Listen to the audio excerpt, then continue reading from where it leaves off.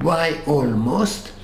Because I remember, and it's documented by my mother, that one night after, according to my mother, the house went from hand to hand between the German and the Russian several times, we decided to leave the place, and I remember climbing a huge railway, elevated railway, where I had to climb it. I have in the program, it's just near the house.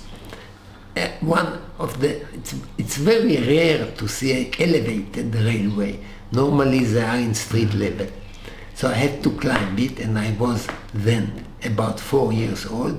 It was very difficult.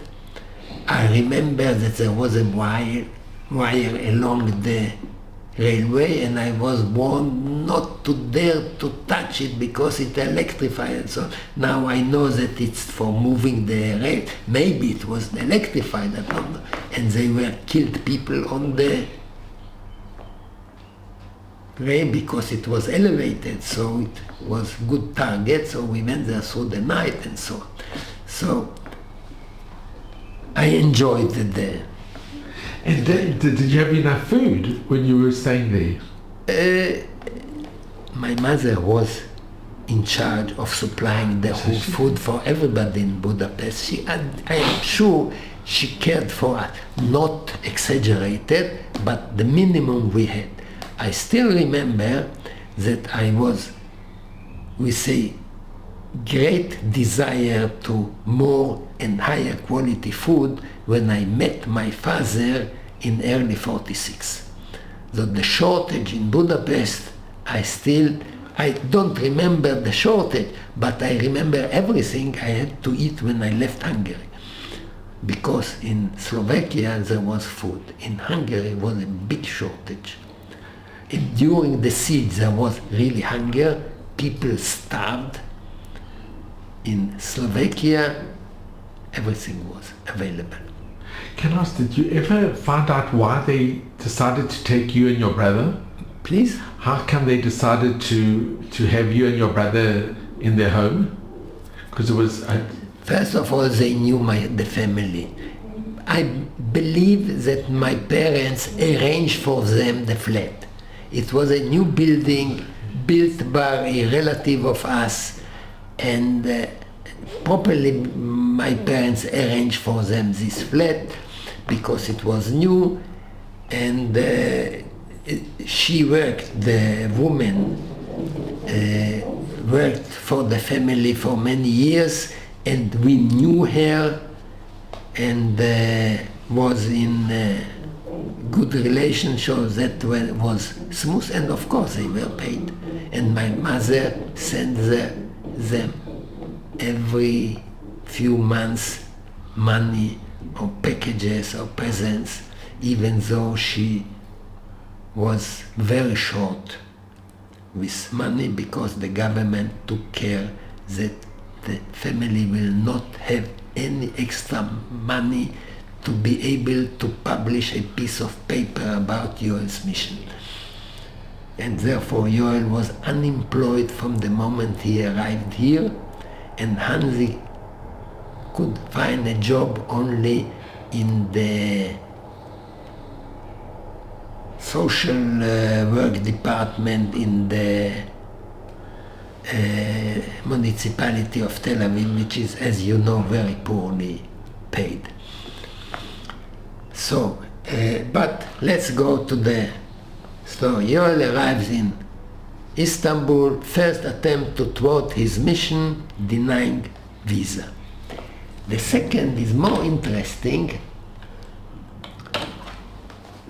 was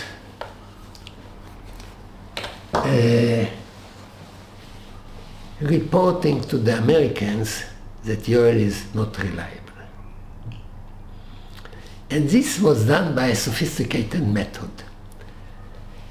There was a representative of the joint in Istanbul named Ruben Reznik.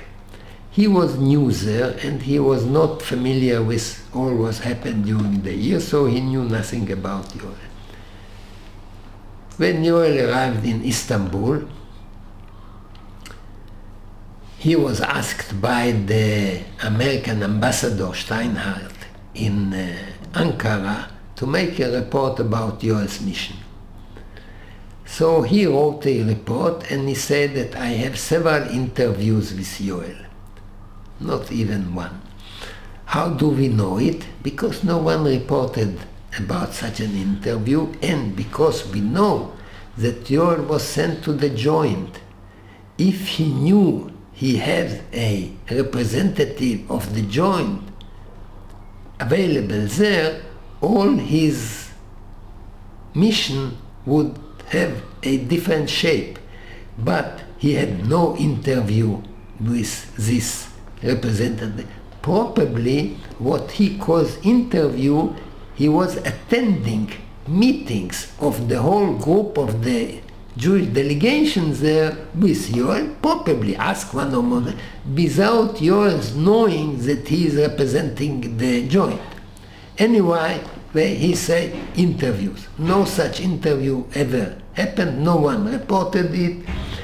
I know it's documented that he was in connection with the Sochnut or the Israeli delegations there.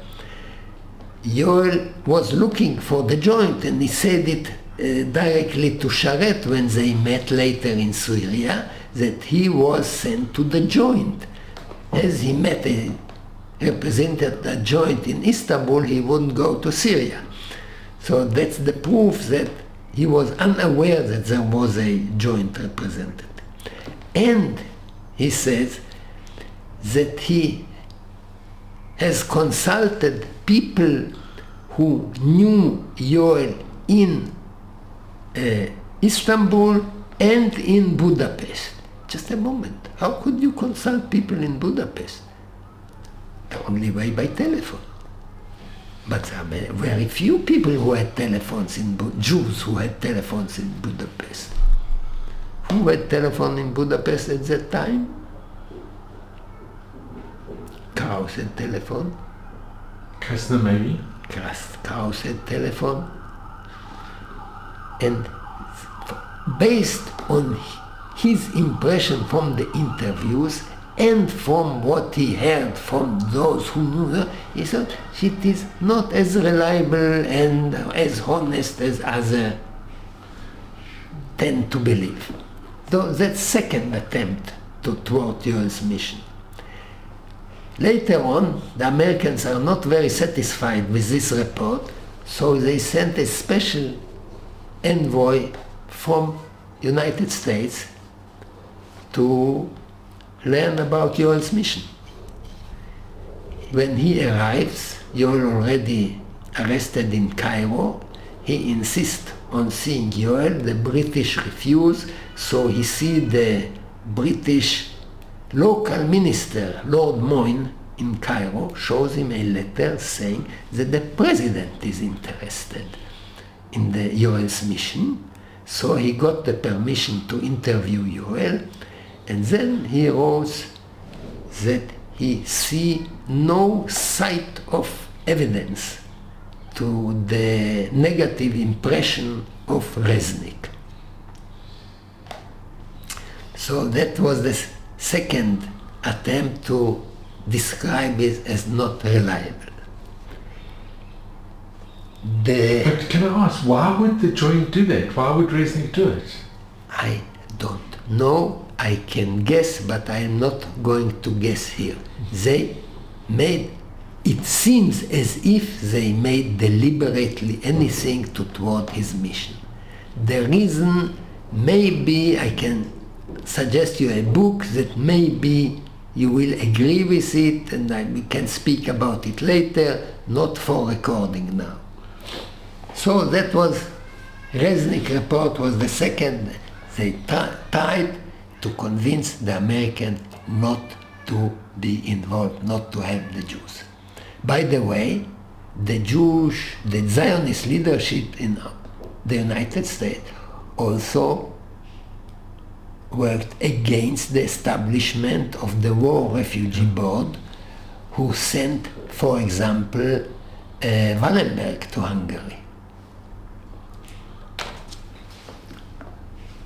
We spoke about Resnick report. Then the American second envoy, Hirschman, who interviewed Yoel and said he saw no sight of what... He interviewed him in Cairo. He met him in Cairo. Later on he met him once again, but regardless of this meeting, he said, while he write it in October, while in Istanbul in the last month, it means September, there had been several unconfirmed rumors that Brandt had confessed to being double agent. Who distributed these rumors? So he went to the British. So this was categorically denied by the British intelligence officer Colonel Gibson, and the release of Brandt by the British demonstrated that he was no longer a suspect. That's what Gibson said to Hirschman. Who distributed that? Your guess is good as my guess. That's the third attempt, but there is a fourth attempt. That was not enough.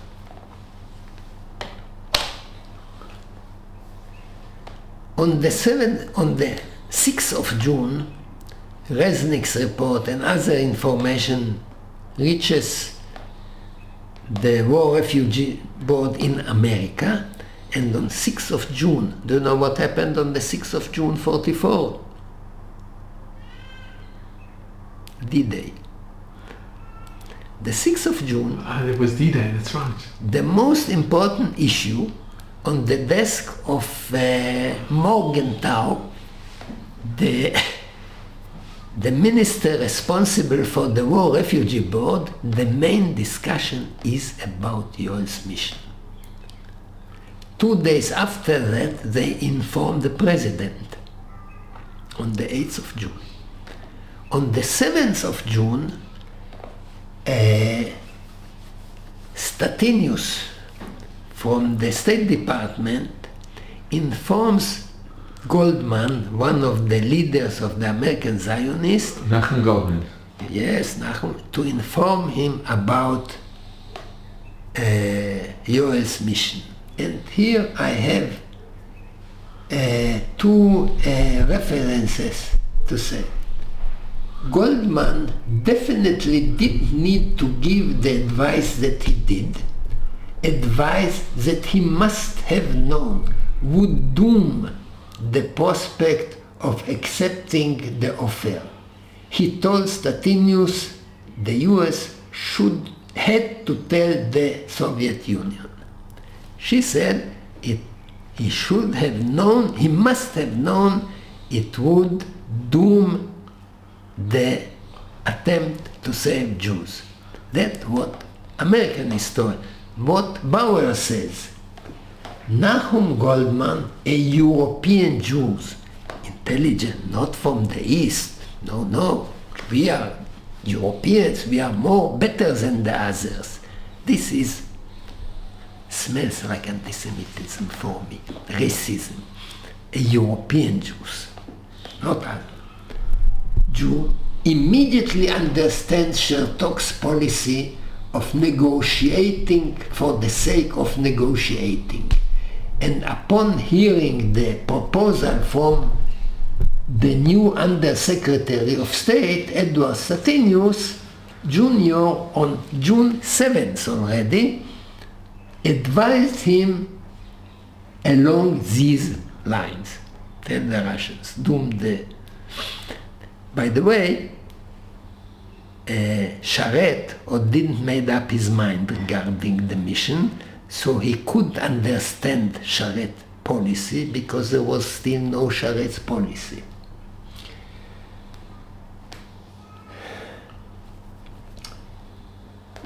So that's how Bauer, and this is a brutal attempt to prevent any further discussions, because they started with trucks, but you can modified, Negotiate, and evidence. In August, that discussion in Switzerland with Seilmeyer, and then Becher reports to Himmler. It will be impossible to get trucks, but we may get some other less not so visible stuff like trucks. So the Germans could have been accepting less, but he wanted to doom the whole thing. So 4 attempts. First, preventing visa. Second, sending negative report to the American authorities. Third, distributing the rumor about double agent. And fourth, the advice to the State Department. All this had to be covered from public eye. And therefore, once they understood what they have done, they are doing everything in their power. All the governments of Israel, from then to today, to eliminate this from history. And therefore they time to bury Yoel, make him thief, a liar, drunk, everything. By the way, Bauer described Yoel as drunk. Let's see what Charette wrote about Yoel once he met him. He gave once a detailed report about what Yoel said, and it's very important. And he also says,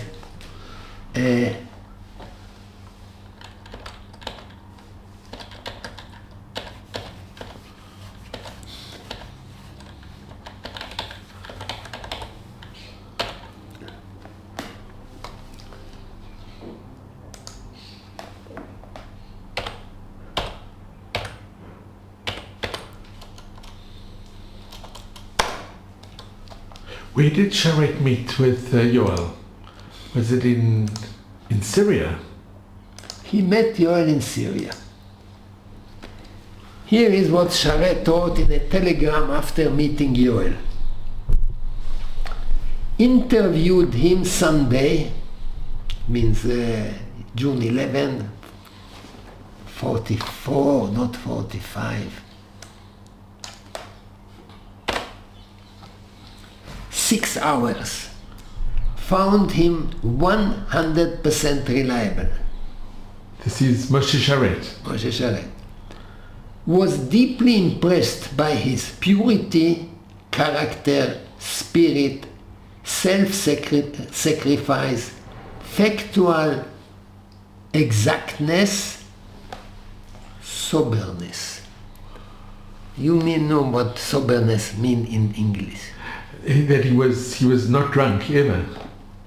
That he was sober. He is in huge tension, unbelievable tension, and still he is not drinking. He is not drunk.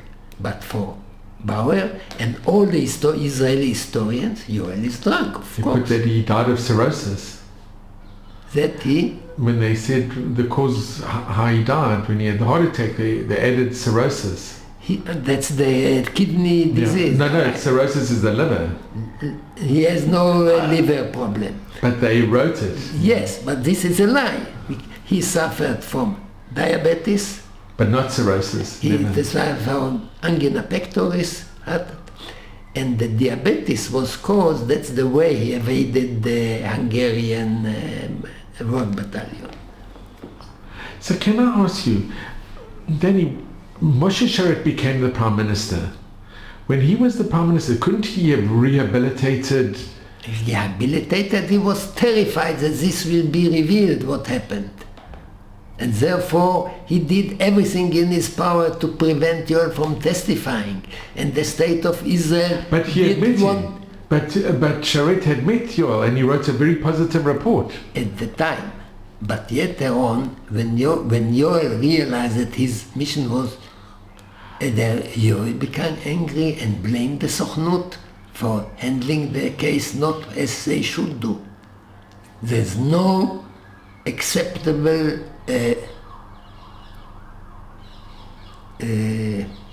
reason why they invited him to Istanbul without a visa.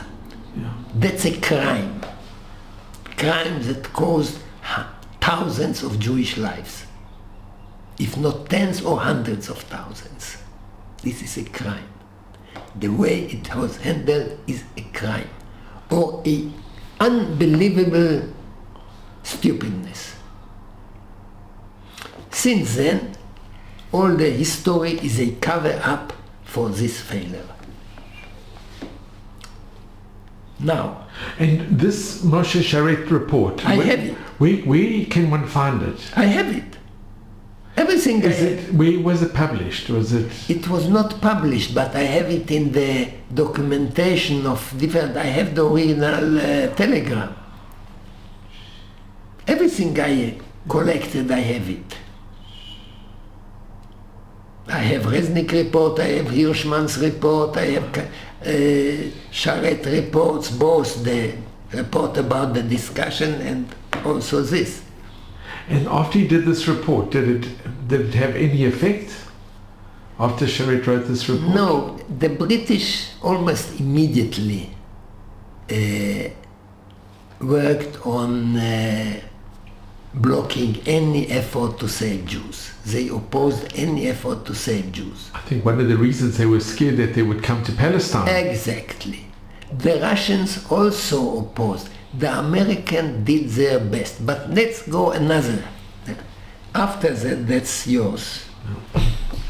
After all these events, what happened with your report?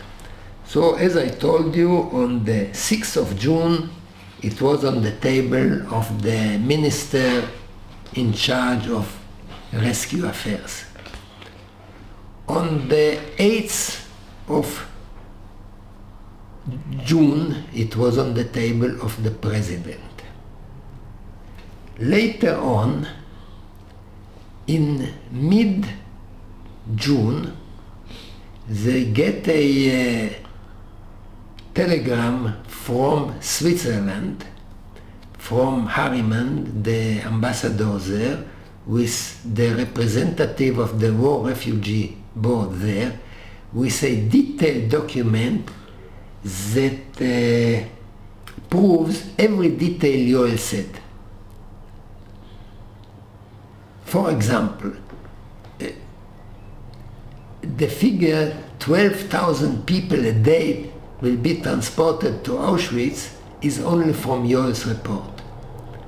No other source. And here it repeats this figure. Eichmann says that he will concentrate Eichmann told Yoel that he will concentrate 310,000 Jews. The report says that about 320,000 has been already transported.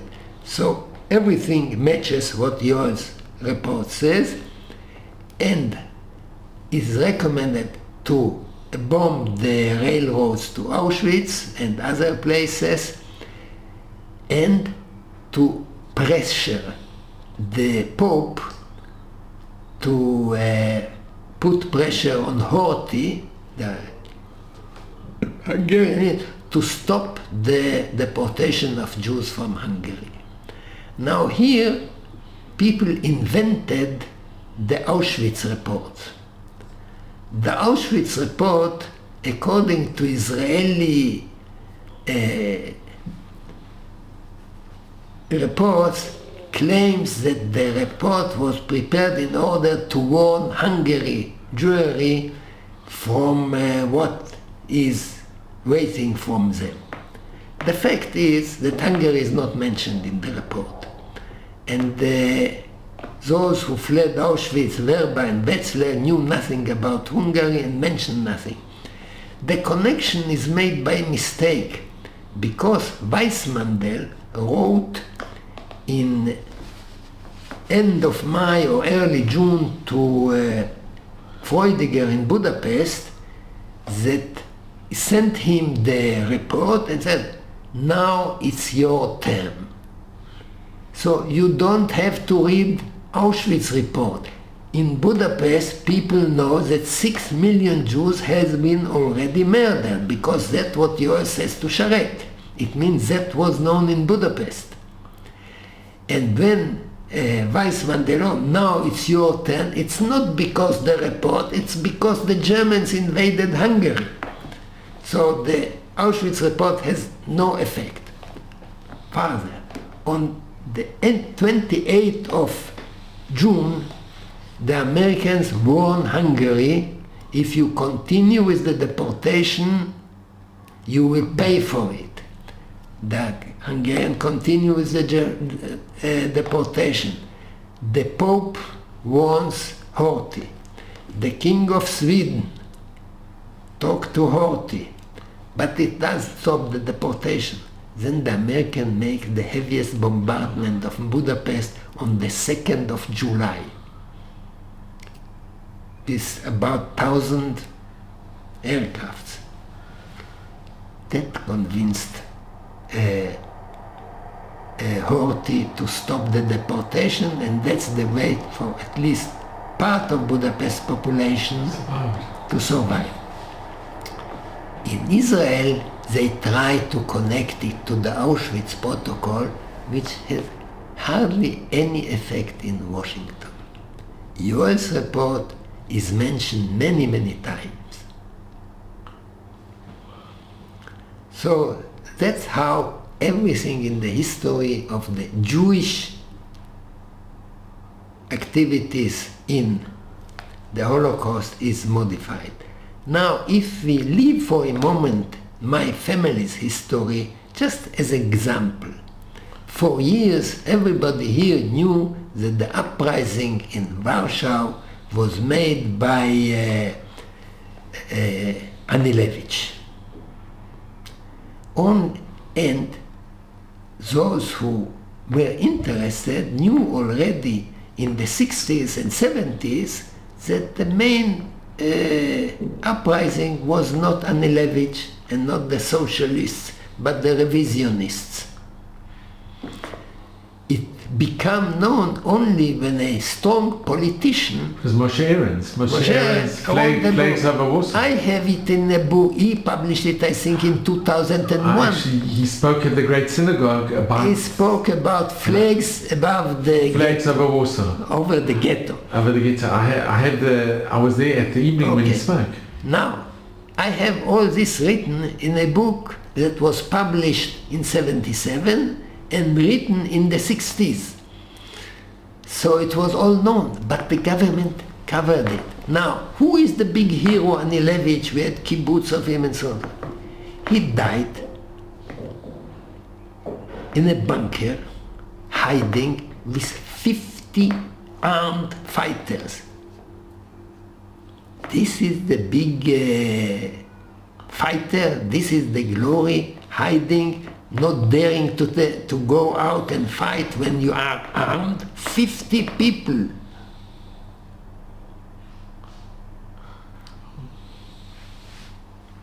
So all the history is pure politic. The Jewish history is pure politic in Israel. And unless you make a serious research, you will be fooled by an ocean of false publications sponsored by Yad Vashem and other authorities. Sure, Danny, I just have to ask you, because it's amazing. You mentioned that your mother was she testified in the Achman trial. Yes. My father also and your father. testified. And just, the judges were probably prepared to be anti-Yoel, and they always try to confuse him and to cause him to believe that he is lying and so on.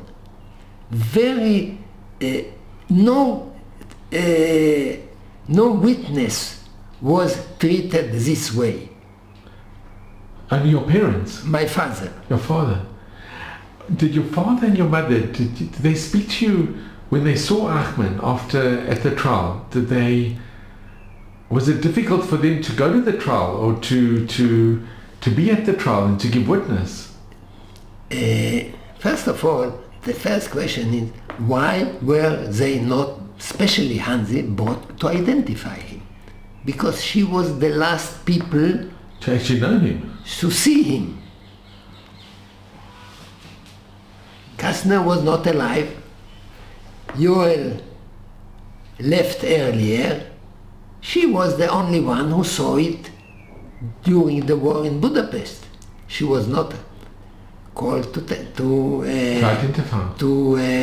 identify him. More than that, as in the Kastner trial, they were not interested to invite Yoel to testify. They tried to avoid the testimony of Hansi and Yoel.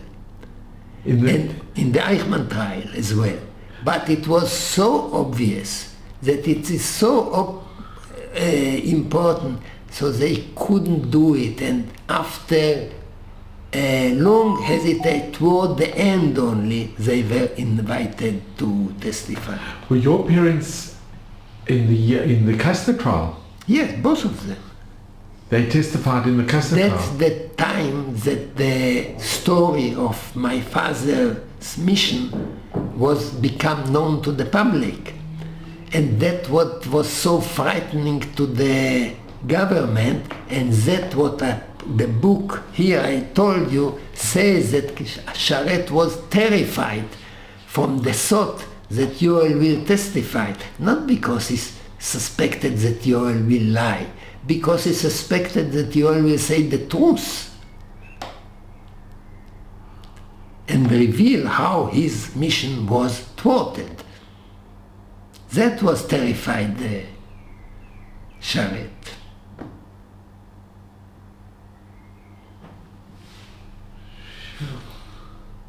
And can I ask, because it's a very controversial, with Chana Shenesh, did your mother have any contact when she came to Budapest? Or?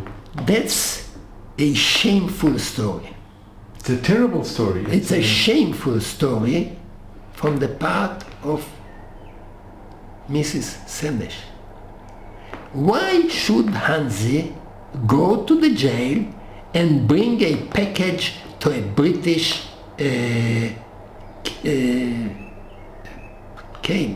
Meragel?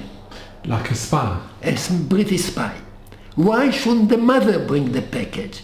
Hansi told them, I can help you get stuff, but you should bring it.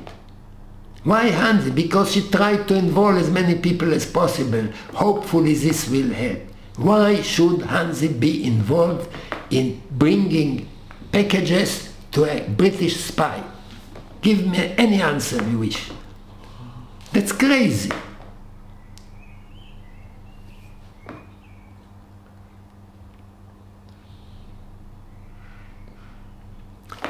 When she went to Kraus, Kastner was expert in releasing people from custody, claiming that they are on the list to go to Palestine.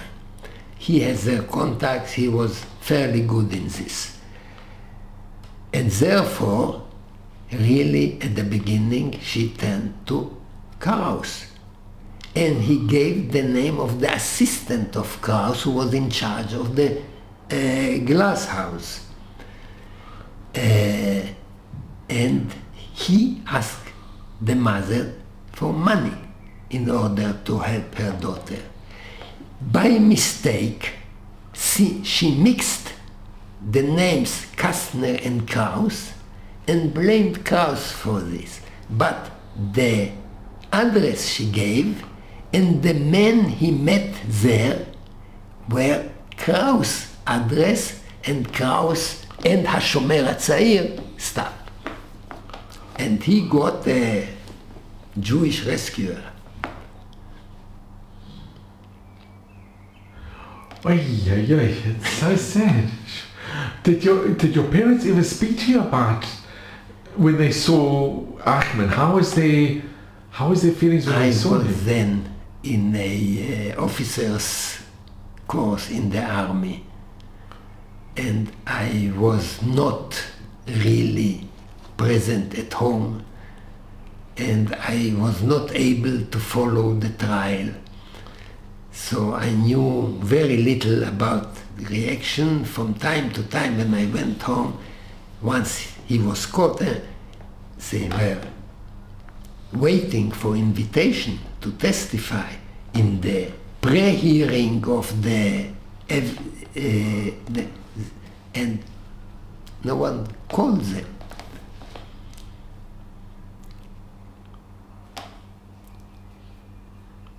And how was their reaction when they actually saw Ahmed? I don't know. What I know is that after the Kastner trial, my father wrote his book. After the Eichmann trial, he was hospitalized. And after he testified in two of Eichmann's assistants in Budapest, Hansi and Krumai, one of them, Kastner gave a affidavit in favor of him. After this trial, where I intended and I saw at least part of this trial, my father got a heart attack, and that was his end. And he passed away, yeah. He passed away. I went with my parents to Germany in '64. I attended some hearings of the trial. I heard my father's testimony there. I saw the negative response of the judge against my father, while the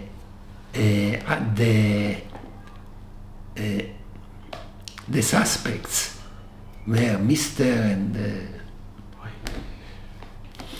so after that he got heart attack, and I heard it when I left and arrived home. And I just had to ask you, Yoel, this has been unbelievable, but when you came to Israel and you saw your father, I think it was still... When I came to Israel and saw my father. When were you reunited with your father? In the beginning of '46 in Slovakia. So it was in Slovakia? I was smuggled from Hungary to Slovakia. And there, do you remember Colonel Gibson, who told Hirschman that the release of Yoel is the evidence, he is not suspected? He was the British consul in Prague in '46. And when I was smuggled out of Budapest, and I have a picture of the person who took me out of Budapest. You together with your brother? He bought us with my mother. My father bought a declaration to a lawyer, and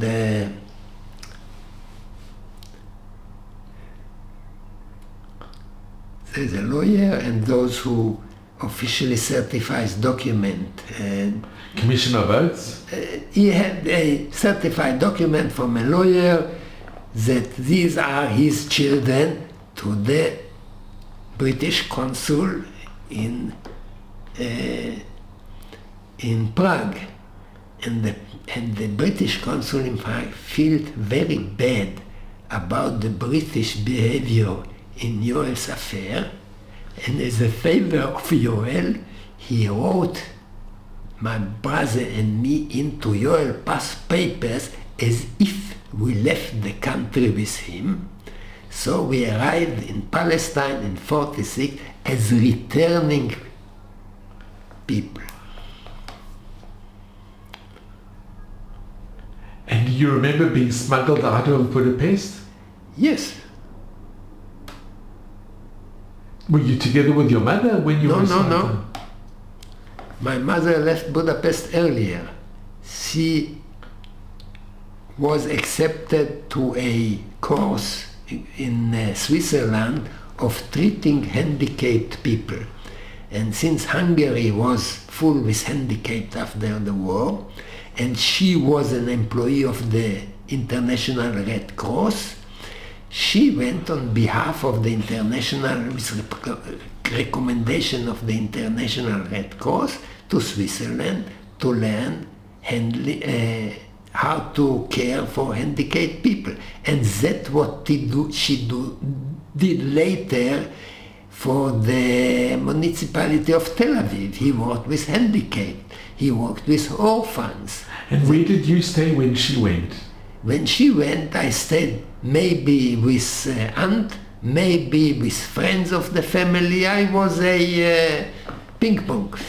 But was it going to be for a long time, or did you know how long this would be? It was probably not more than weeks, because they have to arrange that my father will arrive, and earlier my mother will leave, so we can be smuggled out, and all the families out. So it was not communist? It was.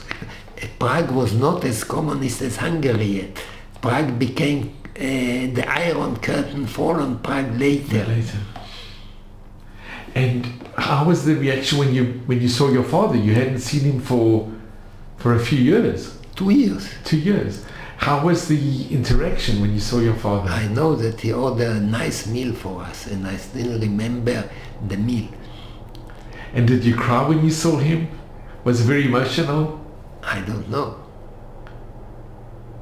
I know that I admired the schnitzel like that. It means that food was missing. It was missing, yeah.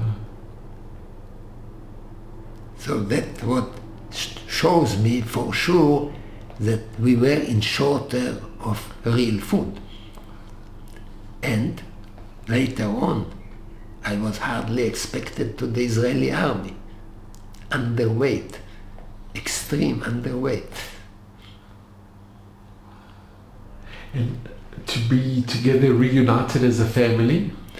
It was only on 47.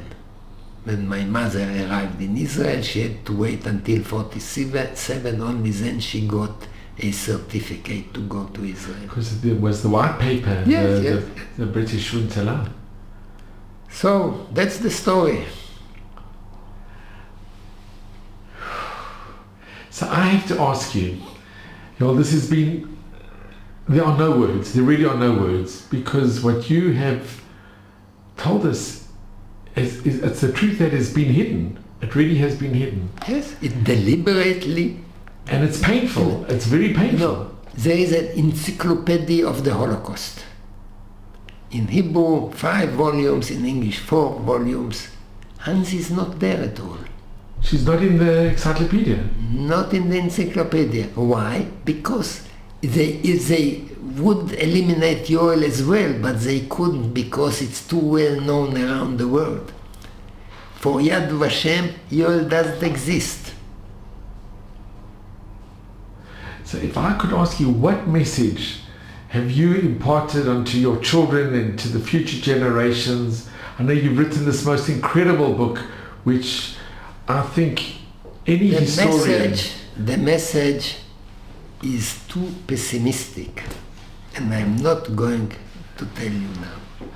Okay, well, what I am going to do is I'm going to want to thank you, because I think your parents, Danny, Yoel and Hans, they were unsung heroes. They really are. I know, and everything is done to... My father wrote it in his book that since those who wrote the history of the Holocaust did speak the truth, I don't know, translate it, it's difficult for me to translate it in English, so they warned those who really made the effort to save Jews to tell them, if you open your mouths, we will... silence. We will make you untrustworthy and... To distort, in a way. Yes, deliberately. So this book, Trapped by Evil and Deceit, the story of Hansi and Joel Brand, I think any historian, or not only any historian, anyone who's interested in the truth about two really unsung heroes. Your parents were remarkable. The sacrifice that they did it's just incredible what they did, and they should be given the recognition. And I think from you hearing it from the son, from a survivor, I think you've done such a tremendous service to future generations and to anybody who sees this. We haven't dealt with this issue. Joel Palgi, the paratrooper, was caught in our flat. Yeah. He was one of the three paratroopers who came to save me, or he risked me. Those who claim to be the Jewish underground, the fathers who wrote about what they did in the war, said we fought for our lives. The second generation make a meeting in the Palmach building here in the vicinity about their underground, and they describe it as underground that came to save the Jews of Hungary. No, they came to save themselves, and they risked the Jews of Hungary. And they used the Jews of Hungary for their protection. They hid under my bed, and they claimed they came to save me. They fought against recognizing my parents as Jewish saviors. When I came there, what are you doing here? Your parents don't belong to the underground. Well, I must mention in your book, Daniel, you and your brother were the surviving sons of your parents, and you've been researching the Hungarian Holocaust for more than 20 years. No, less than 30, since 2000, 25 years ago. Previously, you were the scientific attaché for the State of Israel, a senior advisor in Israel's Department of Defense, and a researcher at Israel's Atomic Energy Commission. Early in your career, you served as Lieutenant Colonel in the Israeli Defense Force. That's right. So such a distinguished career.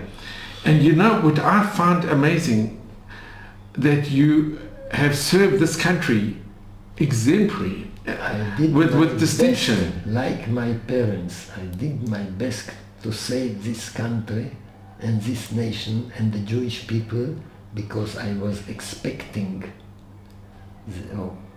I had the feeling that the Holocaust is not the final word.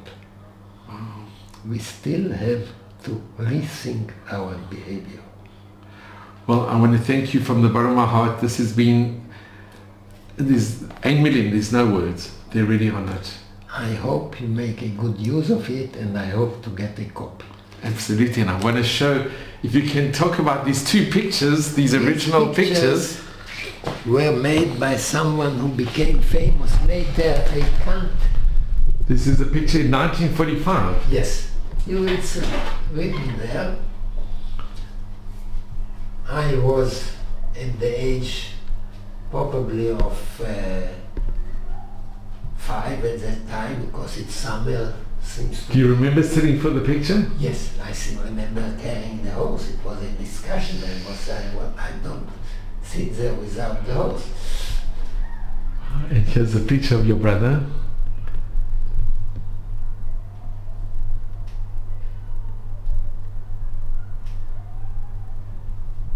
A long story. Once I was told that, what are you doing here? Your parents were not part of the underground. I contacted the committee who was doing this, practically the head of this committee, and I supplied him with plenty of documentation. And after 2 years after that event that I mentioned, he managed to overcome the opposition of many members who opposed anything, any mention of Yoel, and it became even more remarkable when after the ceremony of distributing these documents, it was decided with the Israeli radio that they will interview someone, and they insisted on having someone else, not me. But the head of this organization, the Bnei Brit, insisted that it will be me because I was the only one who is really a Holocaust survivor and the only one who got 2 documents. And both parents? Yes. So I tell the story about the 1941 deportation. The reporter cut me at the end and he told me, you know that there are other opinions, and cut the microphone. So this deliberate intention to erase them from history. But you know what B'nai Brit did, and the organization to Jews Saving Jews, they've certified both your parents, and it's a tremendous recognition which they so deserve.